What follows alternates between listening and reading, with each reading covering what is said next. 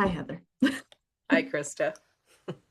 Um, so we've already in the last 45 minutes like covered pretty much everything, but we're gonna try to focus down on what we were Yeah. gonna share today. And I was Which of the thinking a little world's bit of problems should we solve today? all of them, all of them. But no, I was actually thinking about our last chat when I was talking about all of my ideas for how to fix shit. Yeah. Um, and that it sort of flows into a little bit what we were talking about earlier, about how hard it is to change, like not just corporately, like as a communities, but like as individuals. Yeah. Like it's easy for me to throw out all these ideas of how to make things better, but at the end of the day, like it's really hard to change your mind. It's really hard to Yeah. change course Yeah. from something that you have known, even if what you're experiencing isn't great. Like it's really hard to move out of that. And you see it all the time, like in high control groups, in abusive marriages and situations like that. That the discomfort of the known is so much more tolerable than the Yeah. fear of what else is there. Yeah. um so yeah, and I know like you talk a lot about the three core needs: safety, belonging, and identity, and I know those play a lot into that. So let's riff a little bit about why it's so hard to change. Yeah.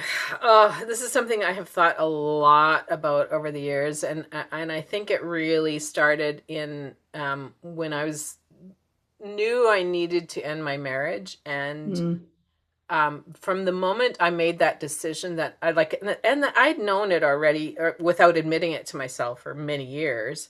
sure. And then the day that I finally said it out loud to my former husband that I was done trying, from that moment to when I actually walked away from it was 5 years.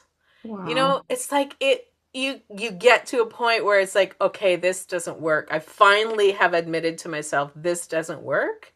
Yeah. And then I still put in the 5 years of, oh, but maybe it can work. Maybe I'm just lying to myself. Maybe it's better for my kids. Maybe I won't be successful on my own. I'm not strong enough. Maybe I like self-doubt, all the things. Yeah. And so it can be incredibly difficult to walk away from something, even if you know it's really unhealthy for you, even if you know that you know there's got to be something better than this, because we get so stuck in our patterns. We get so stuck, not just it's not just patterns, it's attachments to what feels safe. And we talk about Yeah. like the three core needs: safety, belonging, and identity. If I know that I'm going to lose my safety and belonging by walking away from something, it's almost impossible to believe I'm going to be able to access it somewhere else. And Yeah. very often it takes a long time to access it somewhere else too. Like if Yeah. you walk That's away from a true. relationship, and because you're not just walking away from one person, you're walking away from a support structure, family, you some of your friends are going to question it, you're like your whole circle of relationships, you're walking away from a lot of what feels like security. And Right. that feels, and so whatever the belief system is, it's always attached to those three core needs. And somehow it might be an illusion, but we're all living in Right. all kinds of illusions, delusions. And but whatever it is that you've constructed, the delusion makes you believe that that's the only way you can access those three things. And so I just watched over the weekend. I watched the documentary. It's called Trust Me.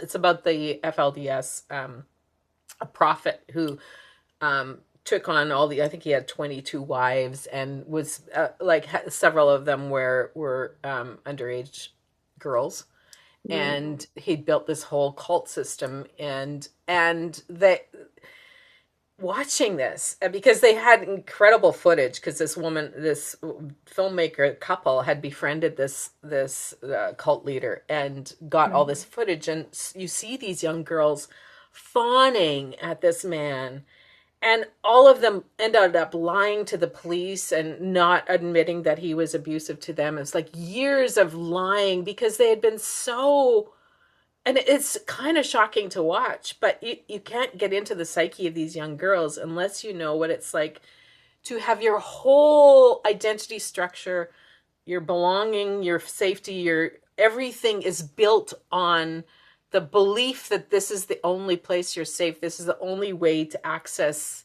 your version of God. This is, and Right. to deconstruct that. And there are a couple of women at the end of this documentary that are on their path of deconstructing it. It's like, I think we underestimate the amount it takes to dismantle those kinds of belief systems and walk away from them, even if we know in our higher self, we know that something is messed up here. The lies we tell ourselves to self-justify, and we Yeah. often in our work go back to that book, Mistakes Were Made but Not by Me. Such And a they good talk book. about, well, they talk about in the book about the self-justification of it. Like once you choose a belief system, you Yeah. have to, it's your confirmation bias. You have to keep collecting evidence that this is the right choice. And you Yeah. become, more and more steeped in it because you've had to pile on self-justification to hang on to that belief. And to dismantle that, and because you have to walk away not just from, it's so simplistic to think you're just walking away from a belief, because you're walking away Yeah. from all of your people, all of your security net, everything. Yeah. And there aren't enough places to walk to, and there Exactly. aren't enough, like, there aren't a lot of safe places where you can, because rebuilding trust after that too is really, really difficult. And I have so much compassion for people who, even right now, like we have in the US especially, we have a lot of people that have bought into the cult of Trump, quite frankly. Yeah.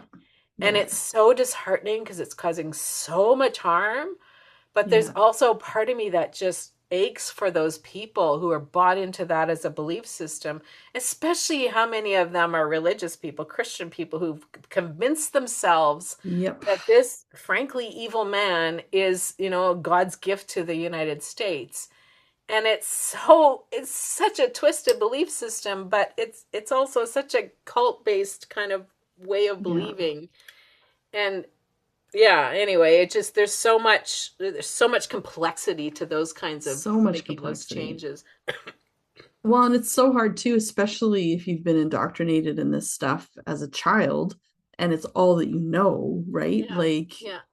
you don't just walk away from that. You and I have talked before about some of the things that we grew up believing and how hard it was to sort of dismantle Yeah. that. And our kids just kind of look at us weird. They're like, why did that take you so long? And you're like, you don't understand. Like this was a core No. belief of my everything, right? Like you Yeah. And can't all the just people who offered me belonging had the same yeah, belief. And so I yeah, walk away. I essentially have to prepare myself for abandonment. Like that's everybody's right. going to Yeah, abandon me because I don't yeah. believe like them And anymore. you can't just flip the switch automatically, right? Like you were talking about the No. one woman in that documentary who was still wearing the traditional clothes of the FLDS. But like, can you imagine how disconcerting it would be for her to wear anything else when she Yeah. has believed that her identity and her modesty are wrapped up in this outfit, in this costume? Like the dissonance of that is so intense. Well, it is So even especially if the shelf breaks and you're like, no, like I've got to walk away from that, like yeah. it's not like a switch just flips in your brain. Especially when you build in things like religious trauma syndrome. And Yes. that's something I've written about all this stuff in my second book. I Yeah. wrote a lot about deconstructing those belief systems because that was some of it for me too. Is like Yeah. when you've been raised with a fear of hell, a Yeah. fear that the decisions that you make can condemn you to a lifetime of hell. Like that is an incredibly difficult belief system to deconstruct because Yeah. everything in your body has been trained to keep you obedient and compliant so that you Yeah. will not burn in hell for eternity. And so I Yeah. look at these women, my heart breaks, especially this one woman who was incredibly courageous coming forward to the Mm-hmm. authorities about what was going on because her daughters had been married off to this prophet. And yet she came forward knowing that her daughters were being indoctrinated to hate her. And so the courage that she exhibits, and yet at the end of the day, when you're watching her interview, she gives every evidence that she's still bought into the core belief system, still wearing the attire. And so she could go part way, And I don't know, she doesn't talk about her belief system really at the end, but it feels like it's so difficult still So to hard. take those further steps to just put on a pair of jeans. Because if there's, if your trauma keeps telling you that that's the path to hell, Yeah. then even if you can convince yourself cognitively, like you've got every intellectual idea in the world, you could go Yeah. talk to all the smartest people in the world and still not convince that part of your trauma that it is safe to make that choice. And even if you do achieve a certain amount of healing where you are able to sort of get there, it's not a straight line. Like like you encounter someone from that community, you Yeah, encounter a relative online or whatever, and all of a sudden you're triggered back to yeah, old patterns, yeah. right? It still And happens to it's me. I still get right triggered by it all the time. Yeah, all the time. yeah, Yeah. So I think it's important that people have grace, not just for themselves, but for other people, that it's, we talk a lot at the center about spirals, and we don't generally deal in straight lines yeah. ever, because we know that that's not how No. it's not how our brains work. It's not how our emotions work. It's not. And I think we've got to honor all the baby steps toward Yeah, courage. for Like sure. sometimes it's just waking up and choosing to say no to something you've said yes to all your life. And Yeah. it may be a little thing. It might be standing up and putting up a new, for me, like as I was preparing to leave my marriage, it was like I had to practice putting up boundaries that I'd never allowed myself to have because I didn't believe Yeah. I had any right to have or whatever, all the reasons. Sure. So it was learning those small steps of setting boundaries first until I was ready to set the big boundary Yeah. of like living in separate homes and separating, ending the marriage. And but so yeah, don't discount the little steps. And No. if it takes a while, it takes a while. Like let yourself, have that. And but the other thing is like, and this is something that you and I talk a lot about, and it's one of your pet narratives is the importance of community because Yeah. we need to surround ourselves with the people that are going to keep holding us up even when it's long and scary and we don't know if we're going to make it out the Yeah. other end.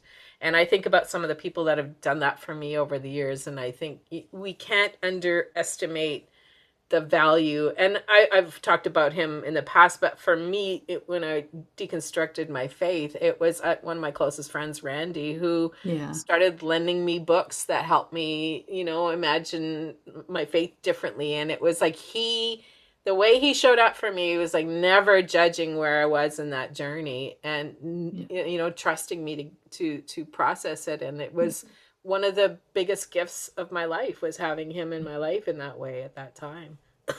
Yeah, and it can be really hard to find those people, and it can be really hard to allow yourself to trust other people, especially if you've come from an abusive or coercive situation, right? Because Yeah. you don't know whether you can trust these people to care for you. But and part of my argument with community is that you need to have multiple bowls of support, that Yeah. one person, one group can't be everything for you.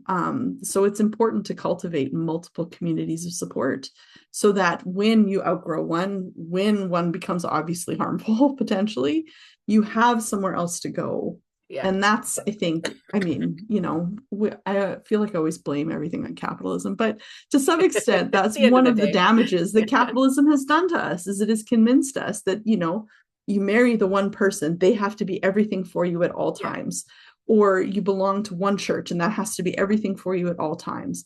Yeah. Or you have one friend group that you've had forever and that has to be everything for you at all times. But that's Yeah. not how humans work. Like we are multifaceted. I share things with you that I don't share with some other people. I share things with my husband that I don't share with some other people. I have multiple bowls of support. And that's really important to me because I need that. And, Yeah. and I can't sit here and expect you to meet all of my needs. I can't, it's not fair for me to do that. No. It's not No. fair for me to ask that of my husband. It's not fair of me to ask that of my friend groups. Yeah. Like you need to be able to think, yeah, you need to be able to be brave enough, I think, to cultivate multiple bowls of Yeah. support so Yeah. that so that, yeah, you're not putting all of your expectations and all of your trust into one person or one group all of the time. At the same time, I hear what you're saying, and I also want to say to those people that are in the process of deconstructing, if Yes. you've got one lifeline, that's a place to Yes. start. That's a You know, place to like it start. may feel like people 100%. people I'm may talking way down the road. exactly. People may hear what you're saying as, Yeah. I don't know how to create all these different communities. I don't know how to cultivate that because I'm No, feeling very I get alone and that. isolated. And I'm saying find one person that will Find let one. you Start talk with this one. stuff through. Start with Come join one. some of the calls that were the courses that we have to find Yeah, good people because we got good people all over the world and start having meaningful conversations that way. That's a place to yeah, start, and it's not absolutely. going to look like, Krista's support system right at the start. No, no, I think my argument though is less of like not don't do it all now, but Yeah. don't, if you find that one person, don't dump everything into No, them, because exactly. then you're No, cult yeah. hopping, right? Yeah. Because Yeah, then you're just going exactly. from one high control Yeah. situation to another, Yeah. and you're just always going to be disappointed at the end of the day. Yeah. So yeah, start with one if you can find them, but Yeah. don't end there. I think Exactly. that's the Yeah. balance we And want to strike. yeah. No, Yes. exactly. Yeah. No, because that is a problem, and that's what we're seeing with. There's been a few kind of guru self-help teachers that are Yes. being kind of a bit Outed. toppled off of their pedestal, like Deepak Chopra, for example, Yeah. associating with Epstein. And there are some people who that's been really disillusioning because they put too much stock in what one Yeah. teacher offered, and that is the danger. If you attach yourself too Yeah. much to that one person who feels like a lifeline, that person can end up be disappointing you too. And so Totally. what you're saying about spreading that out is definitely Yeah. wise. Well, and it's always, and I think the balance you and I always try to strike is between, doing the work to find that safety, belonging, identity within yourself, and then also being in community so Yeah. that the self can flourish, Yeah. right, amongst Yeah. others. Because, yeah, And like, expand your thinking of yeah, community, as I always push thank you. to. Yep, Expand your thinking of community beyond the human community. Because for me, exactly. where I live right now, my tree friends are some of my Yep, community. The lake, the water, the totally. connection with the wild here is Yeah. some of my Well, and I've heard support so system. many people find that safety with a pet, with a Yeah, animal that they can care for and be cared by. exactly. Um, Yeah, or have, yeah, sorry, I yeah, didn't word that right, but you know what I mean, that yeah, the yeah. animal can also care for them. Clear enough. I do. I think it's so important. And Yeah, again, if that's where you like start somewhere yeah, with nature, with an animal, with someone that yeah, feels trustworthy, and then expand out. yeah. Yeah. Okay. I think we've talked our ears I off think now. I think we can wrap this one up. Um, webinar, not webinar, next module's coming up. Yeah, Become a grounded guide. yeah, We've had such a lovely cohort of people so far. yeah. It's just been so beautiful. There's lots of Seriously, if you people. want to talk to some amazing people, come join this circle Yep. and yeah, it is one place to start. And we also have something new that's about to launch. We're Oh probably putting it yeah, out to the that's world right. today as we speak. We That's have a right. speaker series. Some of our people, speaking of community, we have this beautiful community of people and there we're running a speaker series kind of workshops. I don't know, we're calling them circles, like Yeah. seminars, workshops, whatever you want to call them.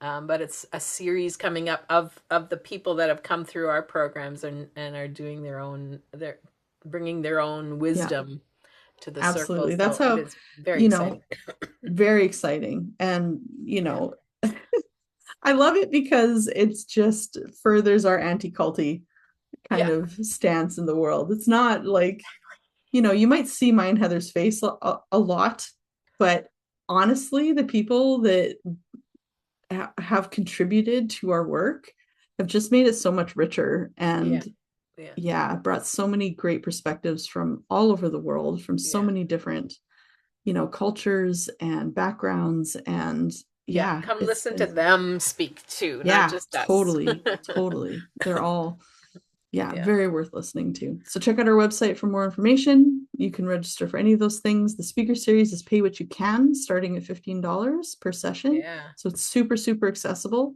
And then, of course, the Become a Grounded Guide Module 2 starts soon.